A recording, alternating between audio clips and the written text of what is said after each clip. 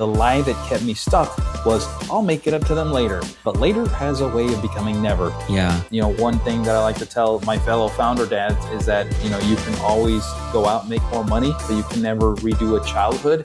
The proximity is one thing and presence is another. Like having the cell phone at the baseball game, looking at reels, not the sun. Yeah, for sure.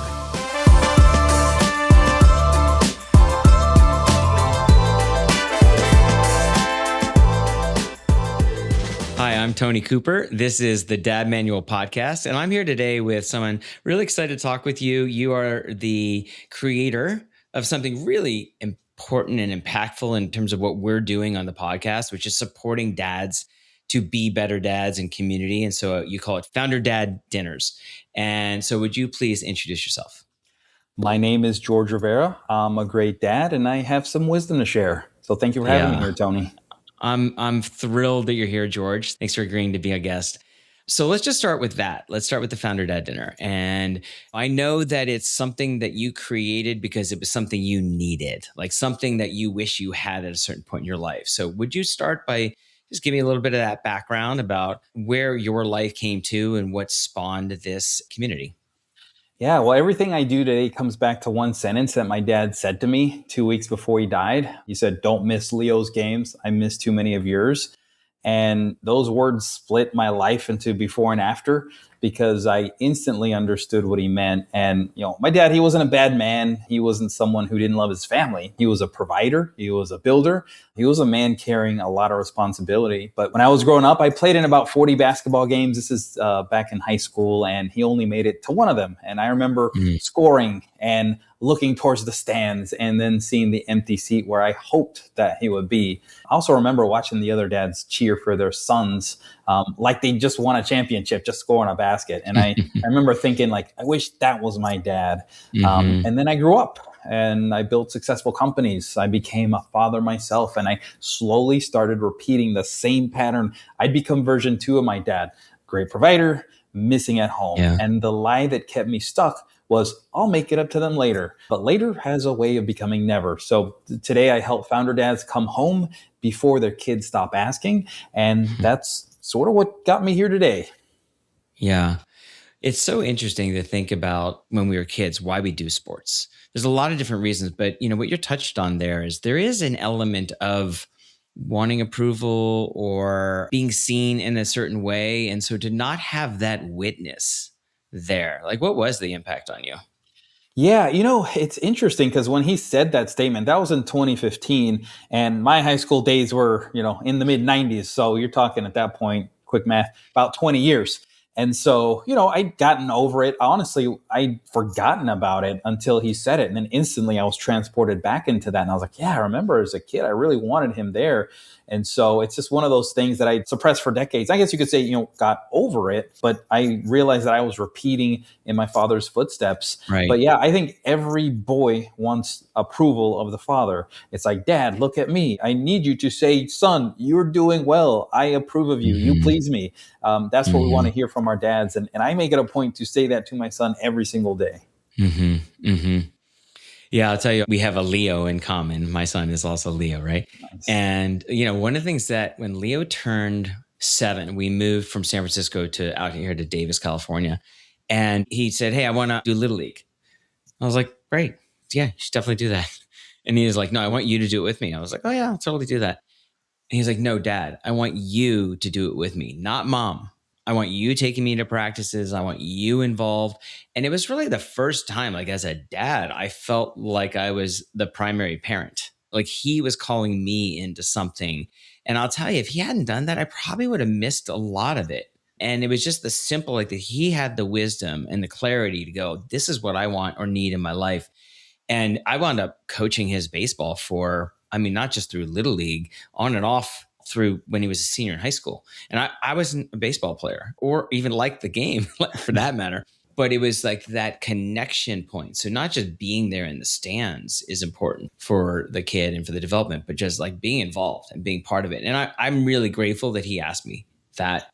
And I get the gap because there were a lot of kids on the teams who didn't have that. The parents weren't involved. And then they would, lean toward me and want me to sort of step in as that other parent, which I was happy to do, but it's definitely not the same thing.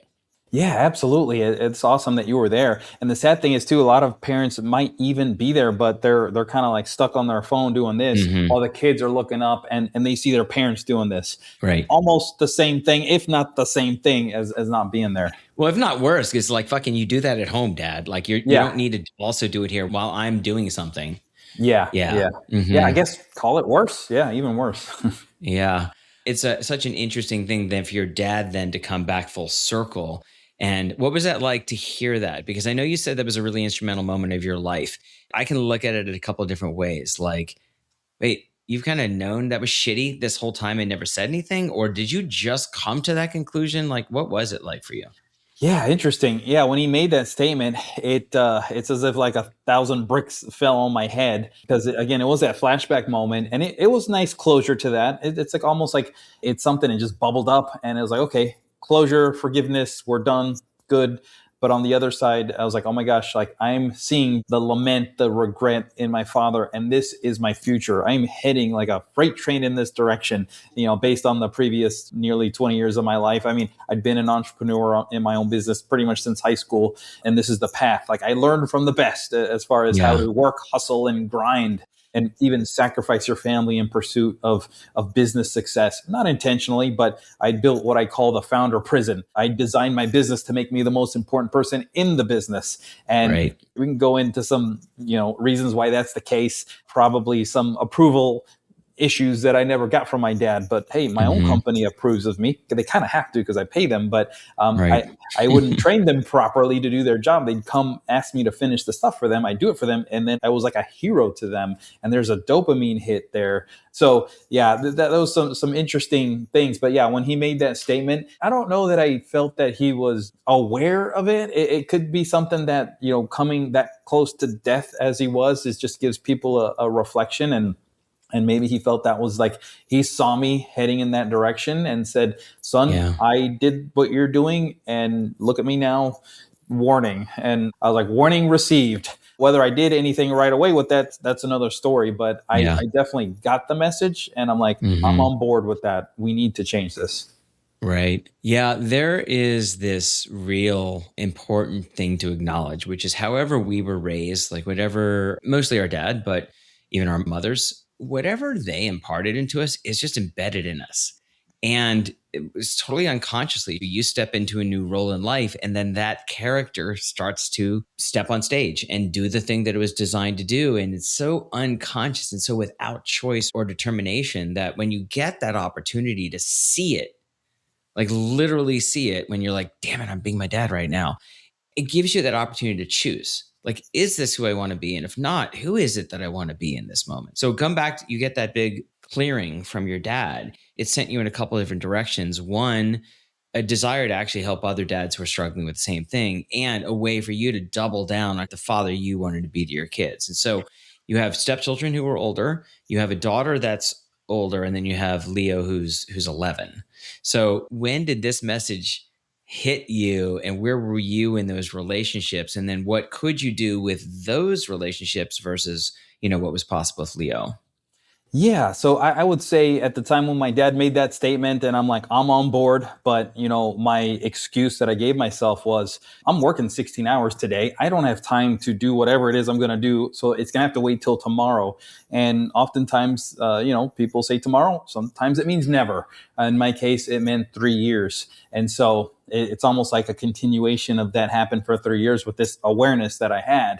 And so it's crazy. Even if we're aware, we still continue down the same pattern because we feel like we're trapped in this founder prison in my case.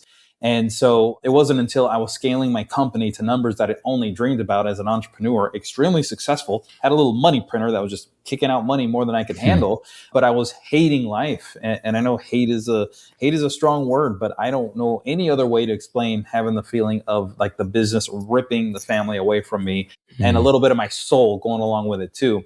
And so I came to that point of, I'm either going to sell this thing or I'm going to burn it down, but I'm out. Like I reached my blow up burning point. Yeah, we're done with this, my breaking point. When you fall out of love with your business, that's a terrible moment in your life. Yeah. Because Yeah. it's a baby, it's a child. Like when you create it, it's everything to you. And to get to the place where it starts to cause you more pain than joy is a moment of waking up. It's an epiphany sort of situation for sure. Absolutely. And yeah, Mm-hmm. I can totally resonate with that. And I was like, okay, well, let me just try selling it because I don't want to burn it down if I can sell it. But selling it's not going to solve my problem tomorrow. That's a multi-year process. Any business that's of any value is going to take a couple years to sell. And then you have LOIs and those fail at an 80% rate. That's not going to fix me tomorrow. I could burn it down. That would get me hopefully my sanity back, my family back, my time back, and I can rebuild a business that I really wanted. Not a great idea because I already had a successful business. It was just that I had designed it in the wrong way where I'm the most important person in the business. And the crazy Right. thing is I had 40 people working for me. So there was some of that, making them happy with me and dopamine hit that comes along with that. So all that had to be Yeah. restructured. I had a coach and a mentor that lovingly walked me off the ledge of wanting to burn the business down. And all he said was like, look, slow down, stop doing what you don't like doing and keep doing what you're good at. I'm just Mm-hmm. like, Yeah. holy cow, 23 years in business, and somehow that clicked. So anyway, better late than never. I'm a late bloomer, so I got it. Hmm. I started doing the work. The pinnacle of the transformation was a little under 2 years later. The thing about your options were, okay, I could sell it or I could burn it down. Either one of those things could have stopped the pressure you're experiencing from the business, but it doesn't change you.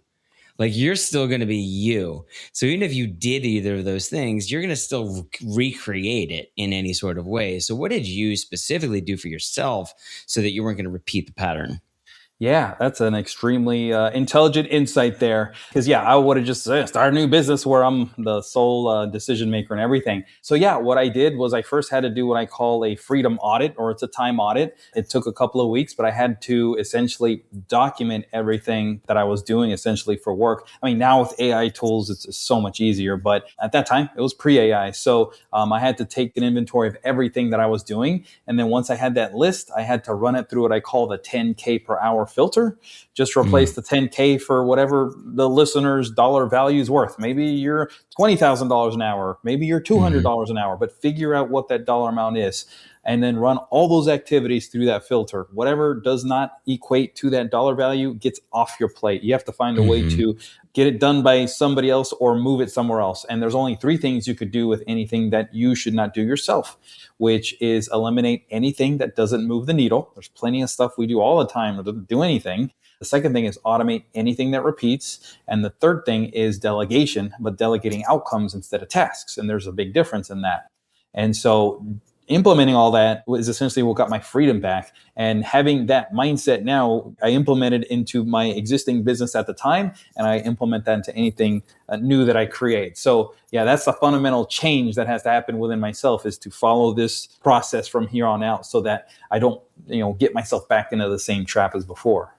You mentioned the idea of approval, or, the way I'd say it is like self importance. Like when I see business people build everything around them, it's like, you need to be needed. I get it.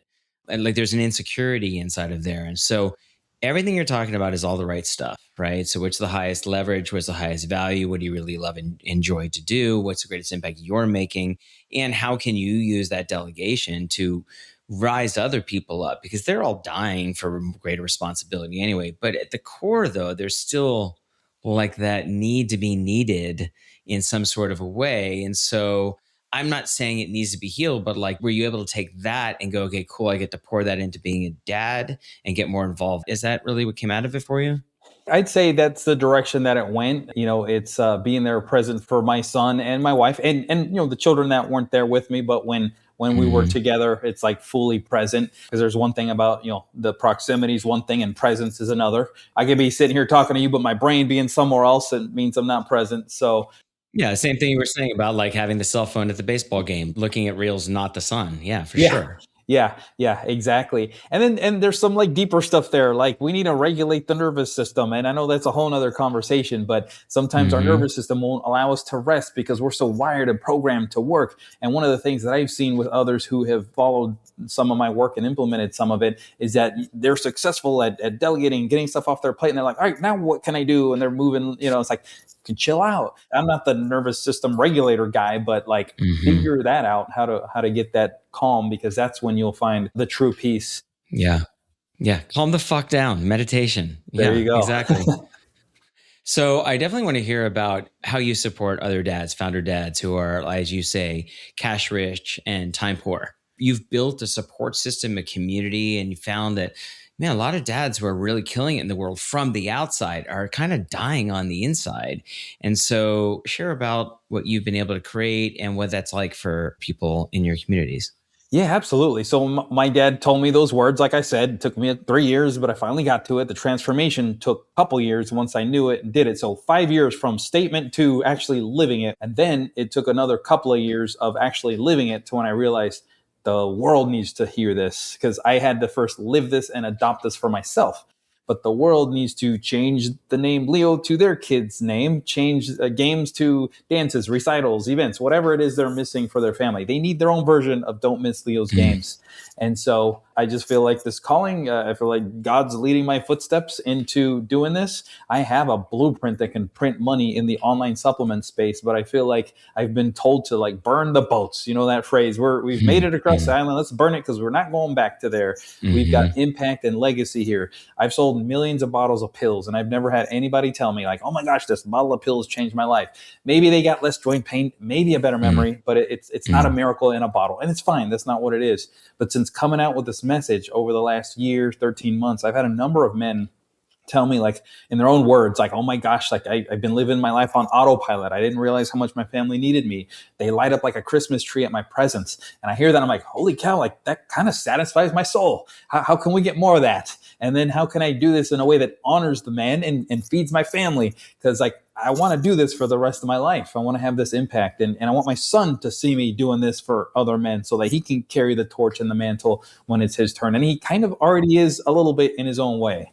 I mean, that whole thing, you're able to prepare a young man to step into adulthood and so many levels of responsibility. But one of the specific ones about being a dad is simply breaking this generational trauma, breaking the lineage of these behaviors that have just, on the one hand, maybe from the outside of the family, look like huge successes. And you get accolades from all of your community. And then at home, all you're getting is complaints. You're never here. You never do anything. And I've heard this a lot. I probably said it a lot too, which is, I'm out there working so hard to provide for you all. What are you complaining about? So I'm sure that you hear that a lot. So how do you approach that? Yeah. And I've said it a lot myself. It's one of those things like, well, you like the home, you like the cars, you like the trips, right? Well, what do you think makes that happen? And you feel empowered because you're kind of right in that, or at least you're telling yourself you're right. But the family's just saying, I just want you. We just need you and all that. So there's the tension there. And I'm not telling the founder dads listening, hey, abandon everything and don't keep doing work. The reason you feel that way is because the company that you've built up or that you're in, it's just poorly designed. It's pulling too much of you in. First, well, you need to regulate the nervous system. You need to get all those things that you shouldn't be doing off your plate so that the work you are doing are things that bring revenue for the business in a structured way that doesn't overrun your life. And then you're able to come back to the family, peacefully, fully present. And, I recommend, phone, put it in a drawer, get it out of sight, out of mind.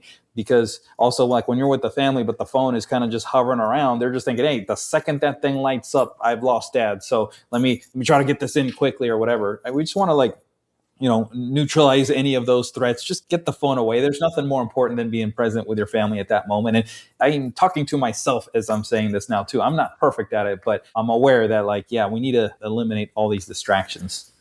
Neutralize the threats. That's a good way of saying it. I love that. Yeah. So give me the format. How does it work? So there's two different ways that men learn about the dinners. And again, cash rich, time poor founder dads. In marketing, you talk to everybody, you talk to nobody. So that's why I have very specific, like, oh, that's me. I'm one of those. You're talking to me. And that's why I use that phrasing. And so there's two ways that they learn about the dinner. One is by referral, just through networking. And, I know somebody in Austin or who's willing to travel to Austin. And then the second way is I run ads on Facebook, on Meta.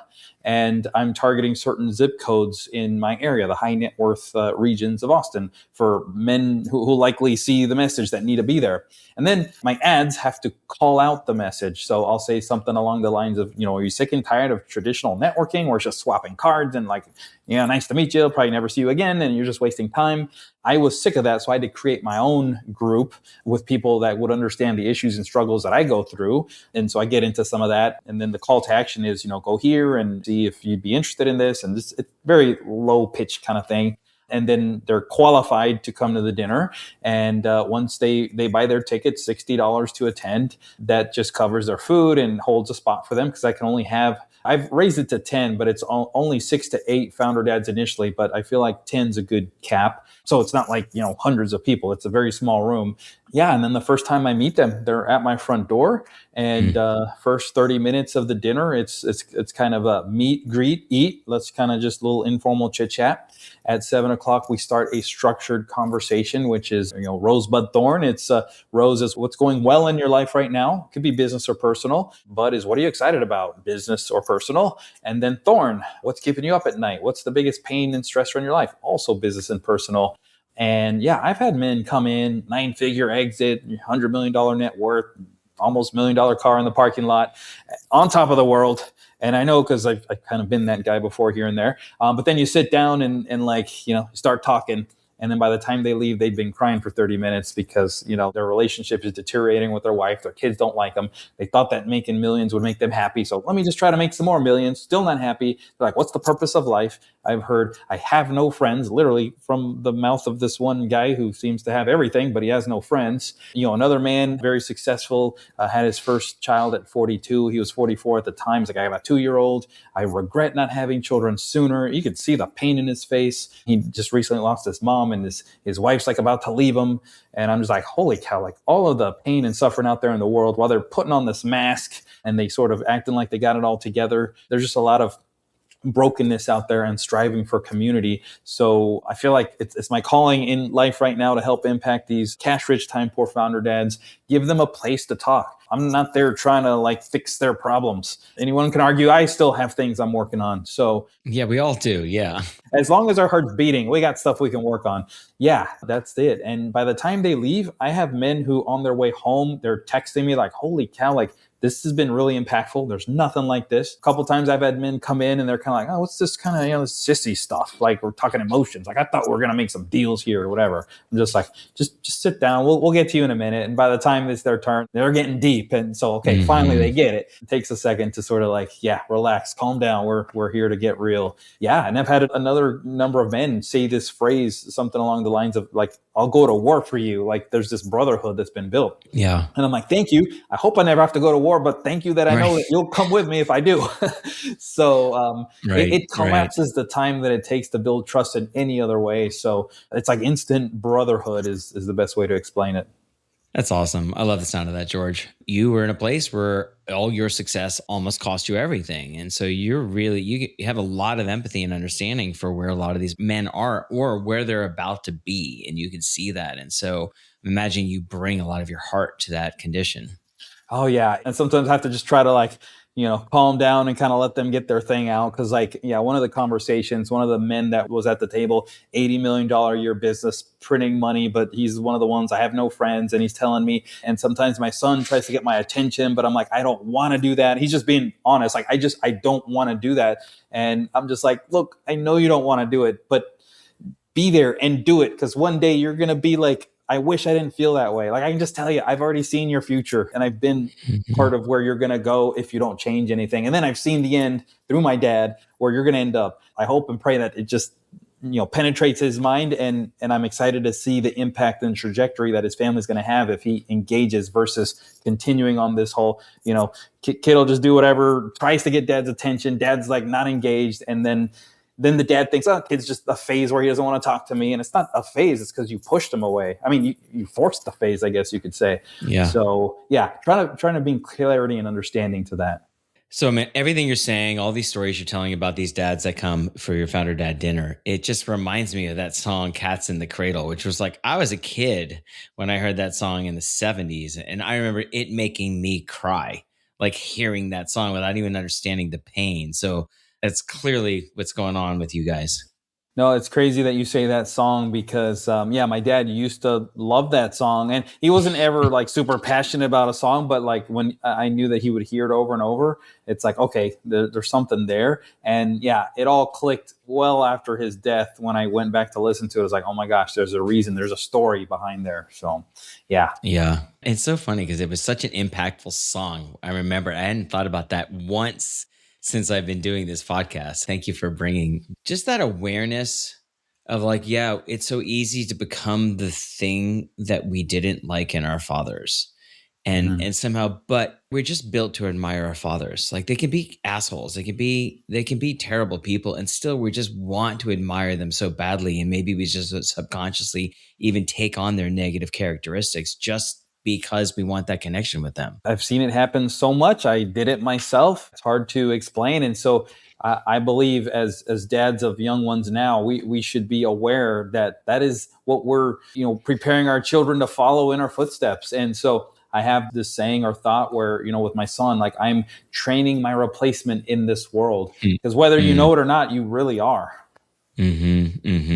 So what's the timing then, in like the awakening from your dad and then you implementing that in your life? Like, how long has that been? What's this time period we're talking Yeah. about? I would say from, that line in the sand moment to actually like day one of living the experience was like a 5-year process. It took 3 years to even come to the breaking point where like, okay, yep, I need to just really get on to what my dad told me because I can't keep going like this. And then it was a little under 2 years, so maybe a little under 5 total, but a little under 2 years when I got the business side of it in a place where I could step away. The business continued to grow and scale, so it wouldn't go backwards, it went forward without my presence. And I was able to get that presence back to the family. That's beautiful. What you shared with me is that Leo has his own podcast.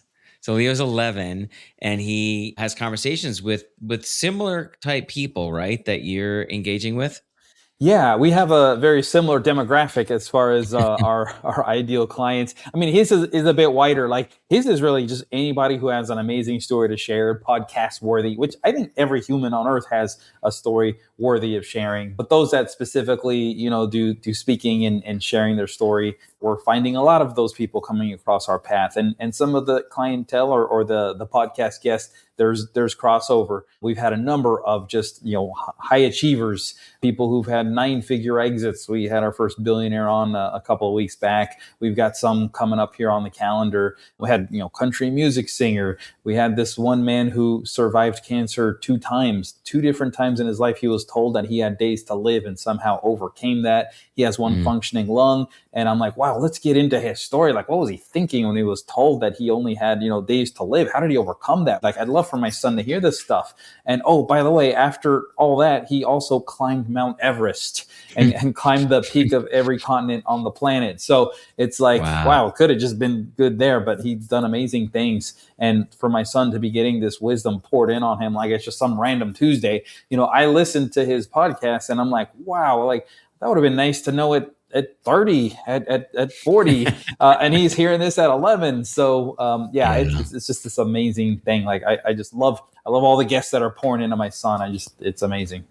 Yeah, I mean, so everything we can do to set our children up for success and just accelerate the pace in which they get lessons. Like, what happens if you front load all these lessons to these children? What kind of adults do they become? Because we need them to become incredible adults to save our world. So I love that. Going to be a great case study to follow. Like, how does this all turn out? I just told him, and I got to remember he's still 11, but I'm like, if you just keep this going, you'll never have to worry about work ever. Like the relationships that will come from this, the doors that will open. He's already got the Leo Interviews Academy. We think that'll do well, but it might turn into something else. But the network that he's building, the connections, the relationships, those will serve him for life. Plus the skills in communicating with them. Yeah, I'm like, just keep doing this. The podcast will open doors that we don't even see right now. And I mean, he's prolific. How many episodes at this point? Today he recorded 151, 152. I keep saying we because like I'll actually get the podcast. My VA will kind of get it ready, and then I'll post about it to my network. So I feel like it's part of mine. But yeah, he's running the show. It's all by himself. How did it come about? Yeah, so he's always wanted to start a podcast channel, and we did have like a gaming channel that he started, and it did a few episodes and it kind of fizzled out. But then he's like came back a little less than a year ago. I was like, hey, I think I want to get back on the YouTube thing, and I was like, oh, okay, well, what about a podcast? And he's thinking, what's a podcast? Because he's 10 at the time. They don't listen to that kind of show format. Right. And So I said, all right, son, go to your room, get your mom's computer, and I'm going to go to my office, and we're going to just get on like a Zoom call and, simulate like we're not together, like we're in different parts of the world, and you're going to ask me questions. And we recorded a nice 12, 13-minute interview where I'm coaching him a little bit, like, all right, ask me this now, and then ask me this. And then at the end, you kind of want to, what's my big insight or a surprise question or something. And I sent it to my VA and I said, hey, cut this up into like a nice little tight interview, get the coaching out of there, just act as if he was ready to ask me questions. And I responded. And it turned into like a 4 or 5 minute interview, nice tight little show, episode 1 of his podcast. And I launched it to the world by just telling my Facebook friends, basically, my son's got a podcast. I was guest number 1. Check it out. And I had a number of people, I don't know, 7, 8 people that are like, hey, have him interview me next. And these are like my, friends and mentors and like successful people in business. I was like, man, yeah, my son should interview you because you've got all this great wisdom to share. And I'm thinking in my head, not even thinking like podcast, but I'm like, it'd be a great thing for him just to record and have, to listen to over the years. And then it was like, no, but it also good to release to the world. And so that's kind of how it started. And we quickly had our first 15, 20 guests. And then all of a sudden, okay, well, now I'm going to just start telling people I meet that, those that I like and find interesting that I think would be great for my son, I invite them onto his podcast. And that's how it's grown. And then they tell their friends and so on. It just, we've had, people who like, we know because of like 5 different people, like hopped from 5 different networks basically. And it's crazy how it's growing. Awesome. What's been that experience like having this project with Leo? Like thinking about it in terms of everything you poured into your company and now you've got that same drive pouring it into your family. What are you seeing as a result? Like what's different in your life? Yeah, I love it because it's like a family thing. Because like even mom's involved a little bit. I mean, not in any like technical way, but she's like, "Hey, so how many podcasts do you have? Let's make sure you're ready. Let's study the guest a little bit." And then she'll kind of review it. Oh, wow, this one we had a surgeon who invented some surgical camera thing, and my wife's like, "Holy cow, you're talking to these people." And so they're kind of like going briefly on the bio so that he's ready with a little bit of knowledge about it. He tries not to do too much knowledge because he wants just the guests to really share what they want to share, but yeah, it's been fun just seeing the whole family get involved, and he's booked out quite a bit. But sometimes we'll like take a trip somewhere and it requires travel. So like, for example, we'll drive up to northern Michigan and we live in Texas. So the map, that's a lot of driving. Some days he'll have podcasts on those drive days. So we'll pull over and we'll get him on a podcast and he'll do it and we'll just continue driving. And we have this philosophy of the show must go on. It's like, we've got other people who've committed their time to be on with you. So we're going to honor that time commitment. And so far it's worked out really well. Well, I aspire to be like Leo. That's so impressive. What do you feel like he's gotten out of this? What's been the impact? Yeah, so we started late October. So yeah, we're coming up on a year. It's just more confidence, just more communication, just like having a quick response to things. Like his mind works real quick. It's able to like hear a question, even if he doesn't know, he'll like communicate. Okay, I'm thinking about it, or here's what it is. It could be this. Like just the ability to converse, to process, to sort of like reflect back. He's gotten really good at that. And these are skills that will serve him for life. And that's one of the reasons why he wants to help other kids do the same thing. He's 11. And so being the dad of an 11-year-old, I have a good view of other 11-year-olds as they're around. And it's like, man, they're very addicted to devices and things as a whole, not stereotyping, or I guess I'm stereotyping, but I'm not calling out any individual, but like they need help communicating, like how to, shake somebody's hand and look them in the eye. Nice to meet you. And yeah, so some of those just common life skills that maybe we took for granted when we were younger, but a lot of this technology and stuff that just occupies their attention is really taken away from some of those skills that I thought that would sort of have been default, but maybe we shouldn't take that for granted. Yeah, and these are skills that'll serve them for life, and it'll set them apart from the masses who aren't, interviewing people and having these conversations. Yeah. Well, back to cats in the cradle, walking in your dad's footsteps. I mean, you went through something, figured something out, made some changes in your life, and your next instinct was to share that with other dads. And it's so cool that same thing with Leo. He's finding something and saying, creating a breakthrough in his life, and he wants to share that with other people and other his contemporaries. That's great. Yeah, that's been great because like I believe we're here to make impact. And yeah, in my previous career, you can write nice big checks, and that's good, and keep writing checks because people need money and things like that. But I feel like, our hands, like our work should contribute to some sort of impact. I'm not saying that has to be for everybody, but that's what I feel like that's the direction, my family's going in. And so, yeah, I hope and pray that one day he'll be able to say, hey, my dad did his best, and my dad was able to help other dads reconnect with their family. And that could be something he's proud of. Amazing. Well, let's wrap it up with some advice that you will want to impart to a brand new father. So really the whole point of this podcast is to impart to people at the early part of their journey what some of the opportunities, what the obstacles are. But, if you can bring yourself back to being a brand new dad for the first time, there is so much more you don't know than you do know. And there's so much things that you kind of wish you had known that would have made a difference in your entire journey. So what would you like to share? Yeah, I mean, I would just say first, yeah, congratulations. It's going to be fun. There's going to be struggles. There's going to be days where like, oh my gosh, and then days where, oh my, it's all worth it, on this emotional roller coaster. I would say, realize the gift that you have. You have 18 summers, and that goes by very quickly. Most people, when they realize how many summers they have, they're like, oh my gosh, yeah, you're right, but I only have 3 or 2, or I'm out of summers.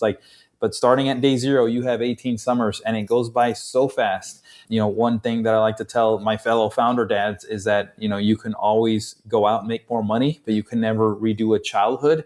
And these younger years are so foundational that it's going to set them up for the rest of their lives. And, and hopefully they end up with a great life, and people can overcome challenges and things. So it doesn't mean that life has to go perfect, but just be aware, be there for your child, sons, you're training your replacement in this world. And for daughters, you as a dad are showing them what it is to be a man, so that one day when it's their time to go out there and have their own man, hopefully long time from now, if you're at day 0, but they'll be able to see that, oh, that's not how my dad acted. My dad respected women, talked good to my mom, opened the doors. Like, you want them to see the bad man quickly so that they don't waste time with the bad men or the men that just don't serve them. Mm-hmm. And then you want them to be able to recognize the good ones, because that's how dad was. And so just keep that in mind. Whether you even know it or not, you're training your daughters what to look for in a man in the future. And we only got 18 summers. It's not a long time. It goes by so fast. Don't take it for granted. We can't rewind it. Be there for it. Mm-hmm. Yeah. George, thank you for so many things. Thank you for the work you're doing to support your founder dads. Like, I know you're changing lives, and when you change their lives, you change their families. And then the whole point is we get to raise children who get to be better versions of ourselves, who can help bring healing and change to the world. So thank you for all that. And thank you for your time and sharing your wisdom here. I really appreciate it. Oh, thank you, Tony. Thank you for what you're doing, and thank you for the platform. And I'm looking forward to a continuing friendship and seeing where this all goes. Absolutely. All right. Well, until next time. I just want to thank you for listening to this episode of the Dad Manual Podcast, and for supporting dads to become the best version of themselves as they strive to bring healing and inspiration to their families. I'm looking to grow a community of fathers who are ready to change the world, but I need your help. It's super valuable to the podcast when you like an episode, when you leave us a rating and subscribe to our YouTube channel, when you follow us on Instagram at the Dad Manual Podcast, and maybe even the most important, when you share the podcast with the dad you love. Also, you can impact what we talk about here. If you've got questions or topics you want me to explore, email them to me at dadmanualpodcast@gmail.com. I would love to answer your question on our next episode. And until next time, I'm Tony Cooper, and this is the Dad Manual Podcast.